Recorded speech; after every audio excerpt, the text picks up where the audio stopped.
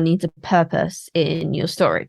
And when I first came up with the idea for Afterlife Calls, one of the first characters that had a name actually was called Rochelle, and she was the middle child in the kind of side family, if you will. These are the ones that often end up suffering because the main characters can see ghosts. And Rochelle was the middle child. She's about 10 years old. She's got a younger sister who's 5. She's got an older brother who's 17, 18. And she was in the original plan that I came up with. And the more I fleshed out the story and the characters, the more I thought, she's not doing anything.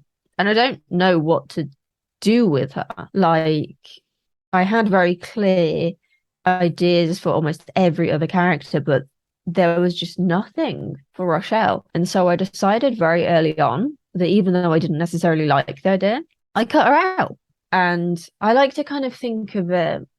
This is another F1 analogy, by the way, but everyone who is kind of vaguely interested in F1 will focus on the driver, right? And the driver is obviously the one out on the track for those however many hours every weekend driving the car. But it's not just them doing the work. There are hundreds, if not thousands, of engineers, of designers, of whatever else in the team creating those cars and also assisting the driver, advising the driver, changing the tires on race day. There is a lot of people behind the scenes that you don't always see on camera, but that make a massive difference to the success of that team. And without that team, the driver wouldn't be able to do what they do. And you can think of your main character as your driver, and the rest of your cast is that team pushing them along the track, not literally pushing them. Obviously, the car can go on its own, but they are the ones who help you get around that track and get to that finish line. Because if you have one of those key players missing, then your main character may not get there as successfully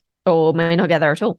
And your story may therefore not get there at all either. So it's really important that, and the same as in a business, everyone there should serve a purpose. You don't want someone there who's literally just like sat playing on social media all day or playing mobile games, right? You want every character to work for their purpose. Maybe, hey, they've got a thing for playing mobile games, which is a point we'll get to later. But if you're not sure that your characters are all serving a purpose, could you merge them? Can you push them further? You need to be really honest with yourself about how they serve your plot and interact with other characters. And if you get to a point like maybe you're writing a series and you don't know what to do with them anymore, can you write them to go out with a bang rather than a fizzle? Because there's nothing worse than a character who just like fades or fizzles or just doesn't really do anything anymore except just stand there.